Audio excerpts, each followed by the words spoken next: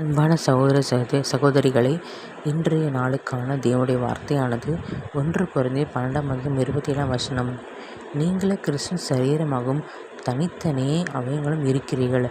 இந்த வசனத்தை கேட்டுக்கொண்டிருக்கிற தேவ ஜனங்களை, நாம் கிறிஸ்துவின் சரீரமாக படைக்கப்பட்டிருக்கிறோம். அவருடைய சாயலாகவே நம்மை உண்டாக்கினார்.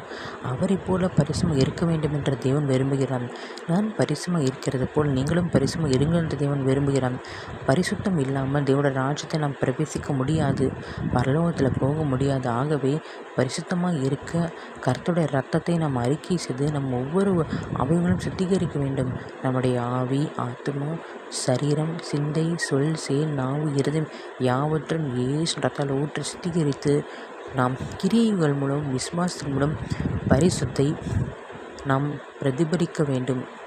ஆபிரகாமை போல நம்பிக்கை இருந்து அவருடைய வாக்குத்தத்தங்கள் நிறைவேற காத்திருக்க வேண்டும். தானியேலை போல 3 வேளை இடைவிடாமல் துதிக்க வேண்டும். அவரை நித்தமும் தேட வேண்டும். அன்னாளைப் போல கண்ணீரோடு ஜெபிக்க வேண்டும். நம்முடைய வேண்டுதலை, விண்ணப்பத்தை கர்த்தர் கேட்கும் வரை அவரை விடக்கூடாது. சோத்திரம். உங்களுக்காக ஜெபிக்கிறேன். கர்த்தாவே, சோத்திரம் கர்த்தாவே. ஏசப்பா, நாங்கள் பரிசுத்தமாக இருந்து நீதிமான இருந்து விசுவாசத்தில் பெருகி வளர கிருபை தாங்க ராஜா. ஒவ்வொருடைய ஆண்டவர் ஜெபத்தையும் வேண்டுதலையும் ஆண்டவரை கேட்டு தகப்பன அற்புதம் அதிசயம் செய்க ராஜா. நாங்கள் நினைப்பதற்கும் வேண்டுவதற்கும் அதிகமாக செய்கிற தேவனே, சோத்திரம் கர்த்தாவே. நீ நேற்றும் என்றும் என்றும் ஆரம்பிக்கிற தேவ தகப்பனே. ஆண்டவர் மனிதர்கள் மனம் மாறலாம் தகப்பனே, ஆனால் நீரோ தகப்பனே என்றைக்கும் மாறாத தகப்பனே. நீ சொல்லியும் செய்யாதிருப்பீரோ ஏசப்பா. சோத்திரம் கர்த்தாவே. இதில் அநேக வாக்குத்தங்கள் எங்கள் தேவ பிள்ளைகளை கொடுத்துருக்கீங்க ராஜா.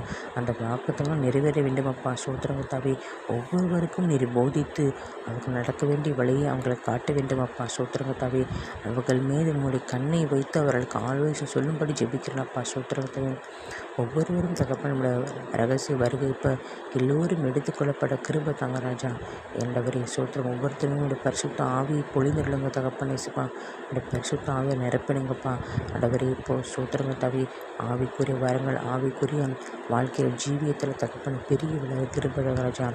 சோத்திரம் கர்த்தாவே. துதி கன மகிமை யாவையும் இயேசு கிறிஸ்துவுக்கே செலுத்துகிறேன்.